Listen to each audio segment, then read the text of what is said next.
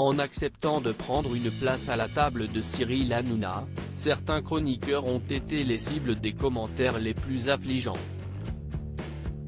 Grossophobie, homophobie et insultes. Rien ne leur a été épargné. Christine Kelly l'a d'ailleurs rappelé ce mercredi 24 novembre dans Touche pas à mon poste, car elle a même fait l'objet de plusieurs menaces de mort. Celles-ci sont d'ailleurs récurrentes depuis qu'elle a défendu la liberté d'expression d'Éric Zemmour, son ancien acolyte d'En Face à l'info. Elles auraient cependant commencé dès le premier numéro de son programme, en raison de l'aura sulfureuse du polémiste. Je m'étais vraiment préparé, s'est souvenue la principale concernée, et, effectivement, j'ai reçu des menaces par courrier. Des lettres qu'elle aurait aussi reçues à son domicile et non seulement dans les locaux de CNU. Le plus virulent que j'ai reçu, c'était en octobre 2019, c'était qu'on voulait m'égorger, a confié Christine Kelly. Sur le coup, j'ai mis ça dans le lot des critiques. Et plus les jours passaient, plus je trouvais tellement injustes ces menaces.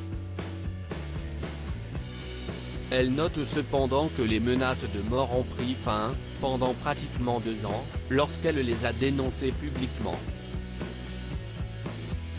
Pourtant, parmi les courriers élogieux qu'elle reçoit, un détracteur persiste et lui a envoyé un message glaçant: « Le couperet tombera immanquablement sur votre tête bien faite. » La guillotine médiatique est en marche.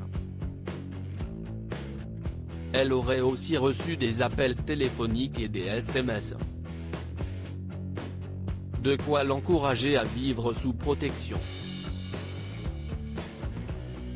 J'ai 2 baby-sitters, a-t-elle déclaré, ne souhaitant pas perdre son humour.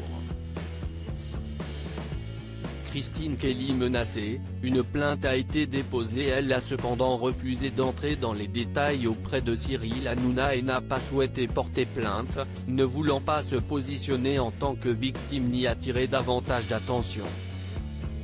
Seul son avocat a pris cette mesure pour harcèlement téléphonique et menace de mort. Je suis contente qu'il ait pris les choses en main, a glissé la principale concernée. Malgré ce scénario des plus inquiétants, elle refuse de tourner le dos à la liberté d'expression. La preuve, sur Twitter, le 18 novembre 2021, Christine Kelly a répondu à ces menaces avec philosophie. La volonté de me voir décapité, la détermination de me l'envoyer par mail ne changera rien aux idées des uns et des autres. Chacun reste libre. Avec ou sans moi, a-t-elle écrit sur le réseau social. La tête haute. Lodi Lidjet.